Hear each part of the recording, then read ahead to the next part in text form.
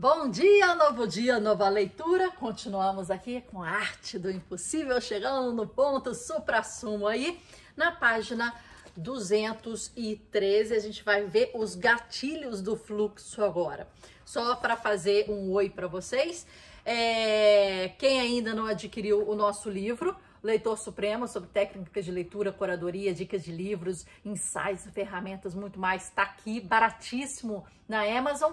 Temos um curso também com o mesmo nome na Hotmart e ele tem toda a utilização para curadoria, para insights, revisão e etc., a partir de ajuda da inteligência artificial, tá? Então, são dois produtos nossos que temos aí. Aqui nós estamos na leitura comentada desse livrinho aqui, Arte do Impossível. Se você tá aqui até agora com a gente, vídeo 36, se eu não me engano, que vai ser esse, você já sabe do que a gente está falando. Você tá super convidado para a nossa comunidade. Aqui no canal a gente tem mais de 120 vídeos sobre livros e resenhas interessantes. As leituras comentadas, começamos com esse livro aqui que fala do flow, do processo criativo, que é muito importante.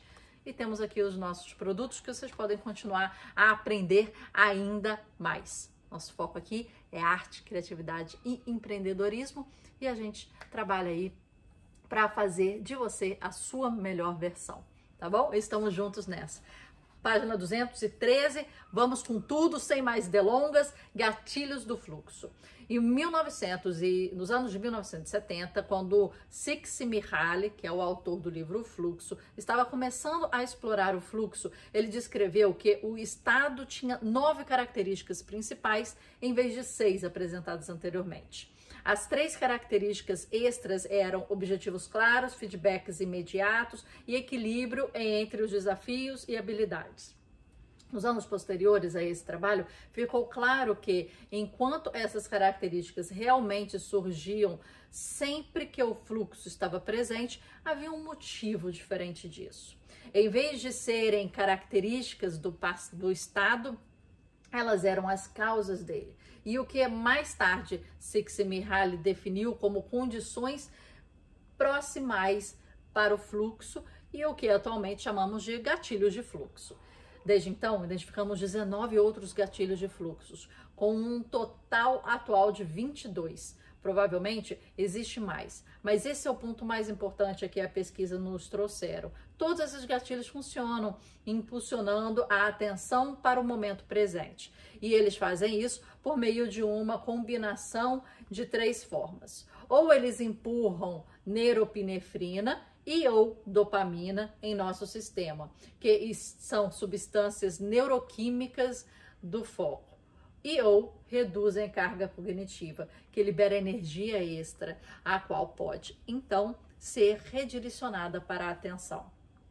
Em Super-Humanos, o livro dele situa esses gatilhos em 4 categorias amplas: psicológicos, ambientais, sociais e criativos. Desde então, mudei os nomes de algumas dessas categorias para que refletissem com mais precisão suas funções. E alterei ainda alguns gatilhos para categorias diferentes. Peço desculpas pela atualização, mas a ciência tem dessas coisas. Já analisamos muitos desses gatilhos, mas agora expandiremos essas ideias e juntaremos as peças, criando um panorama geral, prático e tático. A questão mais importante, no entanto, é essa: esses gatilhos são uma caixa de ferramentas. Se você deseja mais fluxo na sua vida, construa com base nesses gatilhos. Gatilhos internos. Gatilhos internos são condições que seu ambiente interior e psicológico que criam mais fluxo.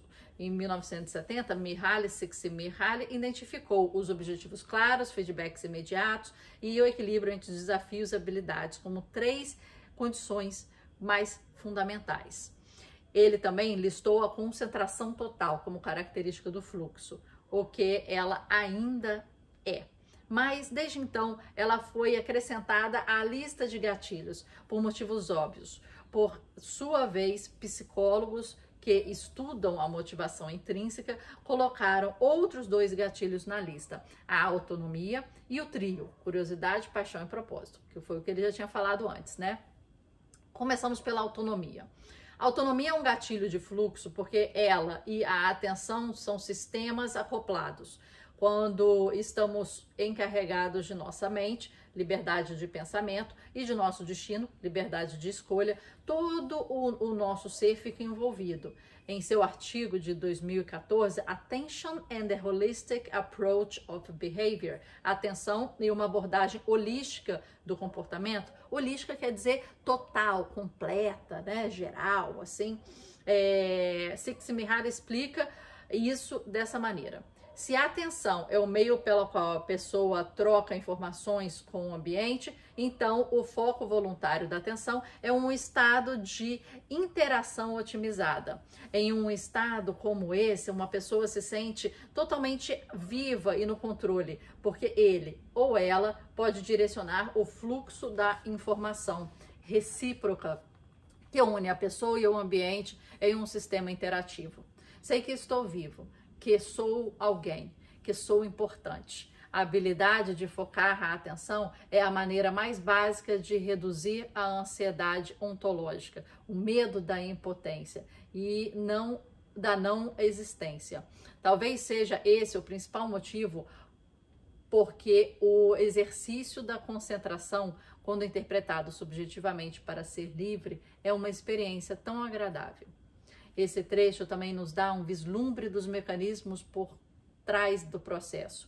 A atenção, dependendo do que estamos focando, pode ser produzida tanto pela dopamina quanto pela norepinefrina.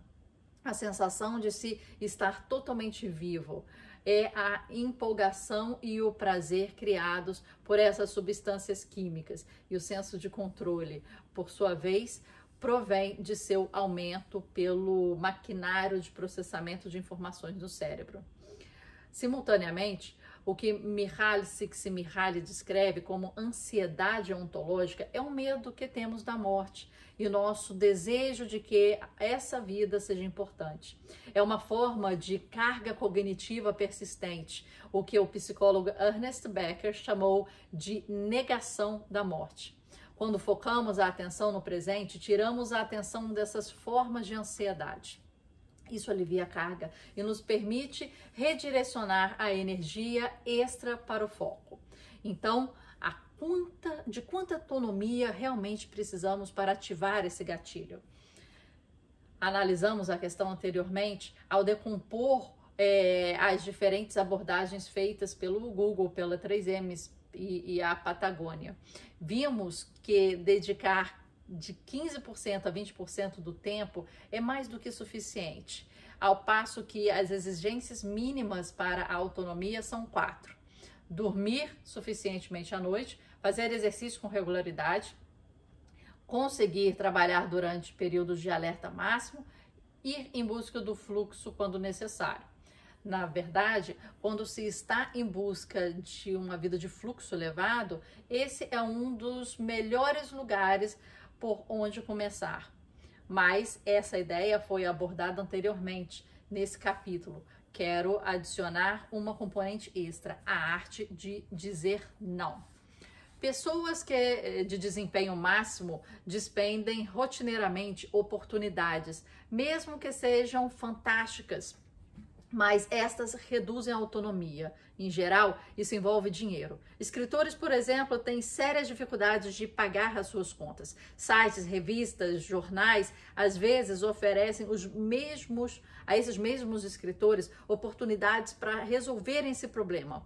Ao se tornarem editores, recebem um salário fixo. A segurança e a estabilidade são tentadoras. O prestígio também. Porém, qual é a principal diferença entre escritores de sucesso e escritores que não conseguiram alcançá-lo? Os de sucesso dizem não à tentação. Os outros dizem sim. Perdem a capacidade de controlar seus próprios horários, de escrever com regularidade e agora são editores. Há situações parecidas em praticamente qualquer profissão. Se você está verdadeiramente interessado em feitos elevados, consistentes, precisa aprender que a arte do não é tecida por meio da arte do impossível. Por quê? Porque a arte do fluxo demanda a arte da autonomia. Então, é importante dizer não a bilhões de coisas interessantes que estejam acontecendo. Curiosidade, paixão, propósito, esse trinômio, né, que eles chamam. Quando John Hagel, cofundador do Deloitte Center for the Edge é estar na ponta, né, no limite, né, fez um estudo global sobre as pessoas que tinham o melhor desempenho do mundo, ele descobriu de forma consistente que as pessoas e equipes que vão mais rápido e mais longe eram aquelas que acessavam constantemente a paixão e descobriam o fluxo. Por quê? Porque a curiosidade, a paixão, o propósito são gatilhos do fluxo, um trio de motivadores intrínsecos que ajudam a prover o foco gratuitamente. O trio, essa é a palavra-chave. Quando os três motivadores estão perfeitamente empilhados, sobretudo quando o propósito está incluído, o poder deles cresce consideravelmente. Em termos neurobiológicos, por conta própria, cada um desses motivadores tem potencial para estimular dopamina e norepinefrina em nossos sistemas. Empilhados um em cima do outro, seu pico de substâncias neuroquímicas combinadas geralmente é potente o bastante para estreitar o foco e começar a mudar a consciência do rumo do fluxo. De maneira mais prática, a paixão é uma experiência muito egoísta. O propósito corrige o problema. A paixão produz foco direcionado para o ego, em que muitas vezes questões de orgulho e identidade estão envolvidas. Por que isso é importante? Porque o ego está envolvido, o córtex pré-frontal se ativa. Isso torna quase impossível atingir hiperfrontalidade transitória. Mas o propósito muda nossa ótica, colocando a atenção para fora de nós mesmos, na tarefa atual. Quando estamos focados em algo exterior a nós, é muito mais fácil sair de dentro da mente em direção à zona. Vamos terminando aqui, para no próximo capítulo a gente ler um pouco mais. Mas a autonomia e esse trio, ele já tinha falado bastante aqui, só reforça de novo, falando da importância de dizer não. Então aqui foi um pouquinho, né, mais do mesmo do que já tínhamos visto, mas reforçando aí ainda a importância que foi dada desde o início do livro. Motivação, aprendizado, criatividade e esses gatilhos, né, auto-perpetuáveis, né, que lembrando aí, no início do livro a gente teve a ideia do dominó, quer dizer, eu dou peteleco em um e aquilo com força, com energia vai seguir o seu ritmo, criando aí uma espiral aí de energia propulsora, tá? Então, depois vamos para objetivos claros, equilíbrios entre desafios e habilidades e entramos depois no gatilhos externos. Até a próxima leitura, até amanhã. Te encontro aqui. Não desista, continua, vamos juntos. Tô segurando na sua mão, eu tô te dando tudo que você precisa e 90% disso gratuitamente. Leitura, resenha, insights, as informações dos livros, curadorias de livros super legais, se quiser ler com a gente, se quiser ler sozinho. O nosso livro, valor barato lá na Amazon, o nosso curso também com valor, cara, às vezes você nem janta com a família com esse valor. Aproveita, aproveita. É pra gente caminhar juntos e sermos ainda melhores, nossa melhor versão, nossa versão suprema. Te encontro amanhã.